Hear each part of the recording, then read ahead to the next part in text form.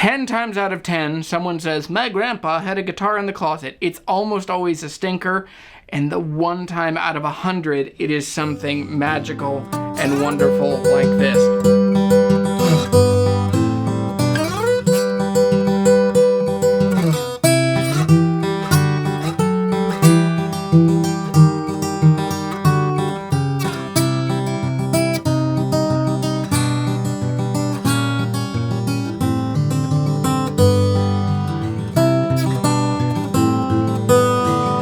This guitar couldn't sneak by without me showing it to you. This belongs to my friend Justin. This is his Epiphone Texan. It is magical and wonderful. I don't know the exact date, and that's the whole reason he brought it to me. Justin wants me to appraise this guitar, and it's a service that I offer, and I want to show you a little bit of what it takes for me to react to a guitar and think about a guitar and then to appraise it, and to give a document that then helps both insure this thing and also protect the value so that the legacy continues.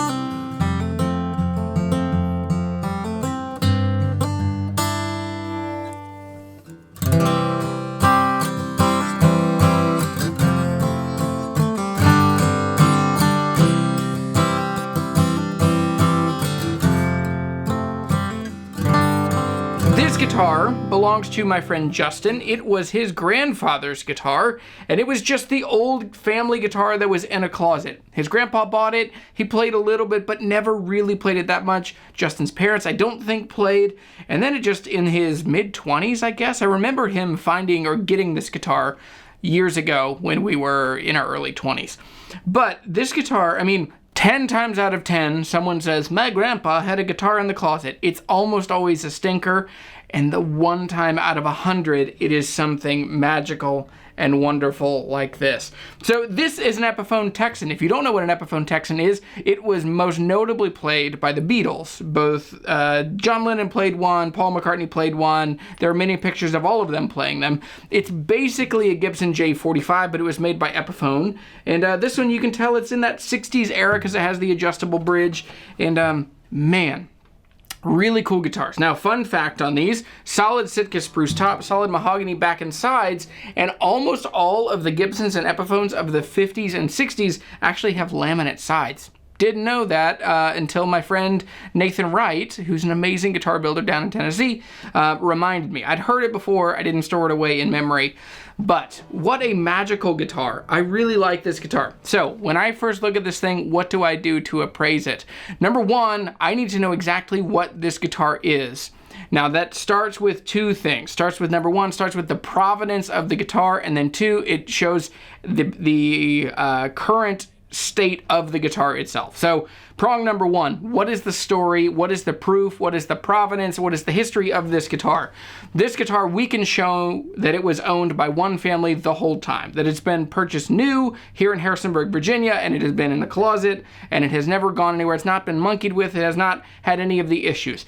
Now, the second thing is, what is the actual condition of this guitar? So let me look through it and I'll show you some of this stuff up close.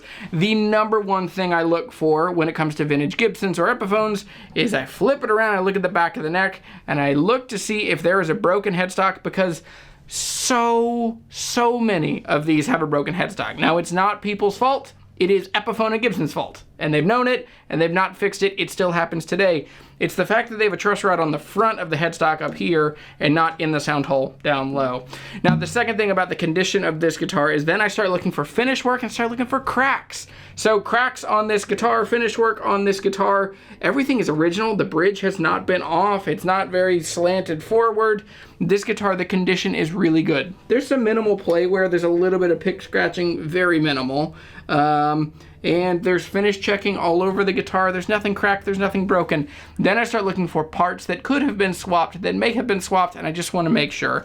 Number one, I look for tuners, and the tuners on this thing are happy, tidy, crispy, original, and man, behind that, you look for cracks, you look for finish, you look for any swapped parts.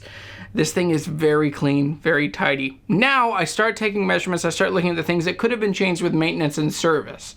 Look at the frets. Are these are the original frets for sure.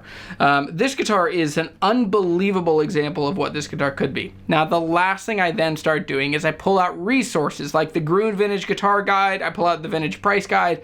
Checking the serial number, this thing, it was built in 1966, which I was kind of circling in on because it has the adjustable bridge, but bottom line, this thing is no cracks, minimal play wear, no neck crack, original frets, sounds amazing. The only ding against it in mind from a playability and a collectability standpoint is that this has the 1 9/16 nut width, which is really hard to play. It's a pencil, skinny neck, and you could hear that in my playing. I'm normally a sloppy player, but even more sloppy in hitting a couple things.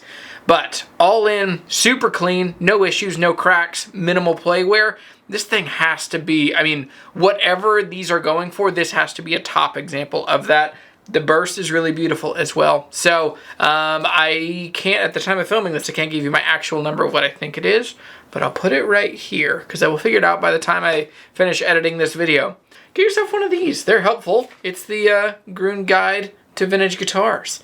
And let's be honest, Walter Carter also did an amazing amount of work on this. And so it's not just George Gruen, it's also Walter Carter and Carter Vintage. Check them out. They're freaking amazing.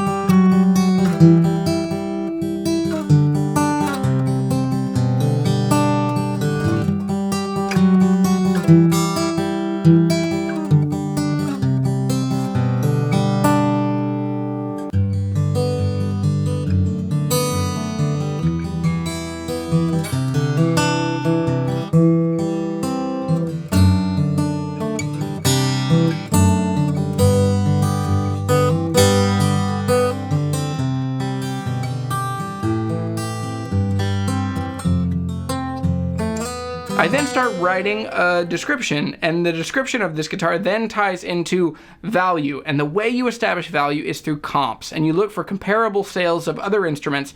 This is where reverb is handy, but is not the law of the land. Vintage Guitar Price Guide is really helpful to kind of show you a 15-year average of what these things have gone for. Then you look at reverb, you can kind of see within 2 years what they're actually selling for. It is critically important that you are able to grade accurately the condition of this guitar, and then that helps you inform what other comps you pull. It is not helpful when you have a great example of a guitar and the only ones that have sold are just dog turds that are just awful guitars that have been refinished and have tons of issues and neck cracks. So find the closest comp that you can find in actual same condition. And that is how you appraise a guitar. All of that would then be pulled together into a report that I can give to Justin, and from there, it will give him an accurate value of the guitar now, what it should go for, and then also what he should have it insured for, just so that he knows if there's a flood or a house fire or anything wrong, it gets stolen. All of those things would protect him so that he has someone that has taken really good pictures, written a really good description, and has done all of the homework to tell exactly what this is. Thanks for hanging out. I'm Jeremy. This is Guitar Hunter, and that is how I appraise guitars. If you want me to appraise a guitar, email me. My link is down in the description down below. If you want to know more about the buying and selling and valuation process and how to collect guitars, I have an entire course all about this. Check it out up here. That is Write Guitars Faster. It is an amazing course that will show you everything you need to know. Yeah, basically everything you need to know on how to buy, sell, and collect guitars so that you end up with a guitar collection that you love and people would know who you are and what you care about and what you value. So, thanks for watching. I'm Jeremy. See ya.